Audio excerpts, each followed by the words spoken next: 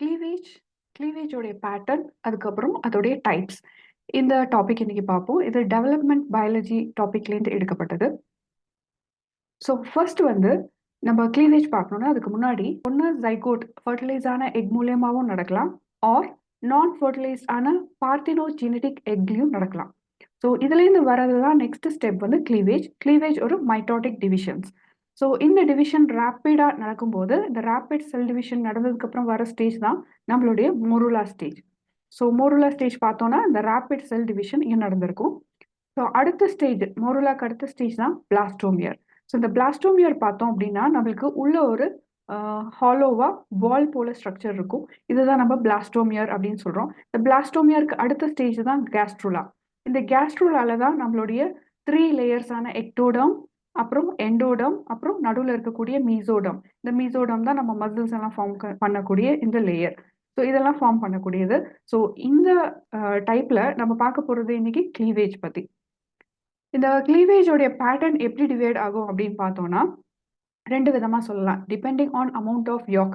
யாக்கோடைய அளவை பொறுத்து நம்ம 2ஆ பிரிக்கலாம். ஒன்று ஹோலோபிளாஸ்டிக், இன்னொன்று மீரோபிளாஸ்டிக்.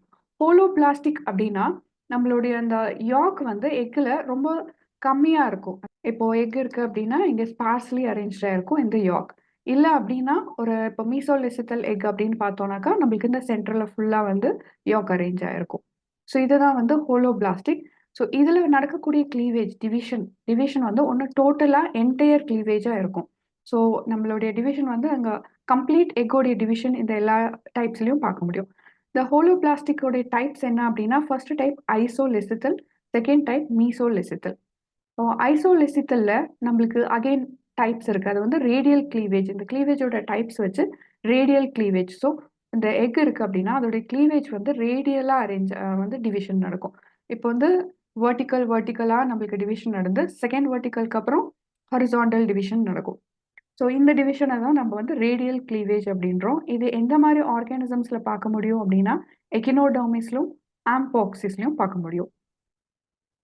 அடுத்த செல் டிவிஷன் வந்து ஸ்பைரல் கிளீவேஜ் அப்படின்னு சொல்கிறோம். ஸ்பைரல் கிளீவேஜ் அப்படின்னும் போது நம்மளுக்கு இங்கே இருக்கக்கூடிய எக் வந்து ஸ்பைரலாக இப்படி இங்கேருந்து டிவைட் ஆன எக்கு செகண்டாக இந்த எக்கு டிவைட் ஆகி இப்படி ஸ்பைரலாக ரொட்டேட் ஆகிறது தான் ஸ்பைரல் டிவிஷன்.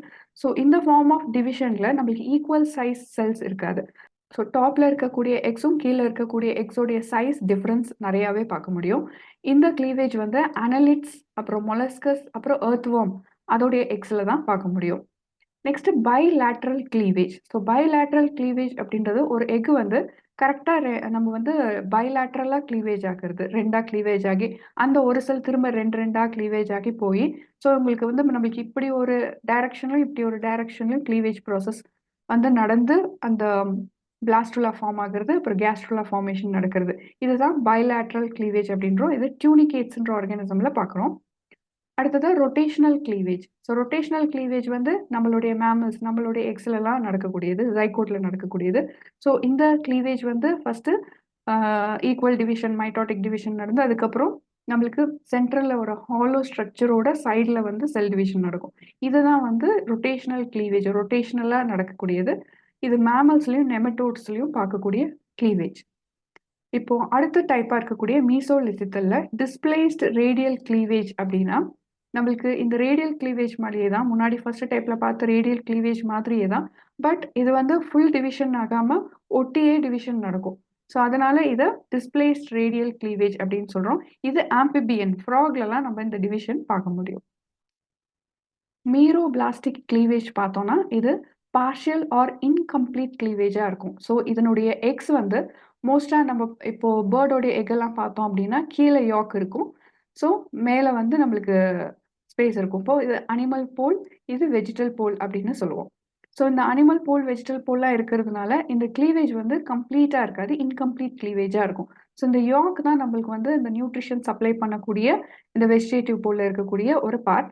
ஸோ இது வந்து இந்த அனிமல் போலில் இருக்கக்கூடிய அந்த கிளீவேஜ் நடக்கக்கூடிய செல்லுக்கு வந்து ஃபுட் சப்ளை தரக்கூடியது. ஸோ அதனால இது வந்து இன்கம்ப்ளீட் கிளீவேஜ் அப்படின்னு சொல்கிறோம். இதை டீலோலெசித்தல் ஆர் சென்ட்ரோலெசித்தல் அப்படின்னு 2ஆ பிரிக்கலாம். இப்போ டீலோலெசித்தல்ல வரக்கூடிய டைப் ஃபர்ஸ்ட் டைப் என்ன அப்படின்னா பைலேட்ரல் கிளீவேஜ்.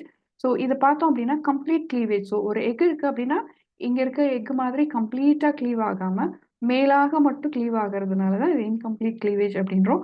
ஸோ இது வந்து பைலேட்ரலாக க்ளீவ் ஆகுது. ஸோ இங்கேருந்து பார்த்தோம்னா இந்த க்ளீவேஜ் வந்து பைலேட்ரலாக மூவ் ஆகுது, க்ளீவ் ஆகி.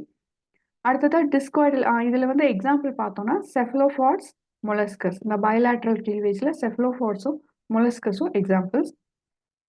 அடுத்ததா டிஸ்காய்டல் க்ளீவேஜ். ஸோ இந்த டிஸ்காய்டல் க்ளீவேஜ் வந்து எந்த ஆர்கானிசம்ல பார்க்க முடியும்னா ஃபிஷ், ரெப்டைல், பேர்ட்ஸ் இதோடைய எக்ஸ்ல பார்க்க முடியும். ஸோ இங்கே பார்த்தீங்கன்னா நம்மளோட அந்த எக்ல இருந்து மேலாக இருக்கக்கூடிய யாக் மட்டும் யாக்கு கீழே இருக்கும். ஸோ மேலாக இருக்கக்கூடிய எக் அனிமல் போல்ல மட்டும் டிவிஷன் நடக்கும். ஸோ அந்த டிவிஷன் நம்மளுக்கு இங்கே ஃபைனலாக இப்படி இருக்கும். இது டிஸ்க் மாதிரி இருக்கிறதுனால இது டிஸ்காய்டல் க்ளீவேஜ் அப்படின்னு சொல்கிறோம். சென்ட்ரோலெசிக்கல் க்ளீவேஜ் எப்படின்னு பார்ப்போம். இது சூப்பர்ஃபிஷியல் க்ளீவேஜ் ஒரே ஒரு டைப் தான் இருக்குது, சூப்பர்ஃபிஷியல் க்ளீவேஜ். இது இன்செக்ட்ஸோட எக்ஸில் பார்க்க முடியும். இப்போ இன்செக்ட்ஸோட எக்ஸை பார்த்தோம் அப்படின்னா நம்மளுக்கு எக்ஸாம்பிள் ட்ரோசோஃபிலா எடுத்துக்கலாம். ஸோ இந்த ட்ரோசோஃபிலாலலாம் வந்து இந்த எக் வந்து இன்செக்ட்ஸ் உடைய எக்ஸ்லேயே பார்த்தோம் அப்படின்னா நம்ம டிட்டர்மினேட், இன்டிட்டர்மினேட்னு இந்த க்ளீவேஜை பிரிக்கலாம். ஸோ டிட்டர்மினேட் அப்படின்னா ஆல்ரெடி அந்த எக் வந்து டிட்டர்மைண்ட் ஆயிருக்கும். எது வந்து போஸ்டீரியர், ஆன்டீரியர் போல், அப்புறம் டார்சல் வென்ட்ரல் ஆக்சஸ் எது அப்படின்னு டிசைட் ஆயிருக்கிறது ஆல்ரெடி பிஃபோர் இந்த ஃபர்டிலைசேஷன் ஆகிறதுக்கு முன்னாடி. ஸோ இன்டிட்டர்மினேட் அப்படின்னா நம்ம ஃபர்டிலைசேஷன் ஆனதுக்கு அப்புறமா தான் இந்த க்ளீவேஜ் வந்து ஸ்டார்ட் ஆகும். ஃபைனலாக நம்ம பார்க்க போகிறது எக்கில் நடக்கக்கூடிய சைட்டோபிளாஸ்மிக் டிட்டர்மினன்ஸ். ஸோ இந்த சைட்டோபிளாஸ்மிக் டிட்டர்மினன்ஸ் என்ன அப்படின்னோம்னாக்கா புரோட்டியோசோம், டியூட்டிரோசோம்ஸ். இப்போ புரோட்டியோசோம்ஸ் ஆன இந்த மொலஸ்கஸ், அனலிட்ஸ், ஆர்த்ரோப்ரோட்ஸ் இதுலலாம் செல் டிவிஷன் ஆனதுக்கப்புறம் இந்த ஆர்கானிசம்ஸில் இந்த செல்லை மட்டும் செப்பரேட் பண்ணோம் அப்படின்னா இந்த இண்டிவிஜுவல் செல் வந்து இண்டிவிஜுவல் ஆர்கனாக க்ரோ பண்ணாது. பட் அதே டியூட்டிரோசோம்ஸில் இந்த எகினோடர்மஸ் அப்புறம் ஸ்கார்டேட்ஸ் இந்த ஆர்கானிசம்ஸோடைய டிவிஷன் நடந்த செல்ஸ்ல இருந்து செல்ஸை வந்து இண்டிவிஜுவலாக செப்பரேட் பண்ணா இந்த செல்ஸ் இண்டிவிஜுவல் ஆர்கனா க்ரோ பண்றதுக்கான சான்ஸ் இருக்கு. ஸோ ஃபார் எக்ஸாம்பிள் ஹைட்ரா இதெல்லாம் எடுத்துக்கிட்டோம் அப்படின்னா அந்த மாதிரி இண்டிவிஜுவல் ஆர்கன்ஸை க்ரோ பண்றதுக்கான சான்சஸ் இருக்கு. ஸோ இதுதான் டியூட்டிரோட்ரான்ஸ். இந்த வீடியோ உங்களுக்கு ஹெல்ப்ஃபுல்லாக இருக்கும்னு நினைக்கிறேன். பிடிச்சிருந்தது அப்படின்னு நினைச்சீங்கன்னா please subscribe, like and share. Thank you.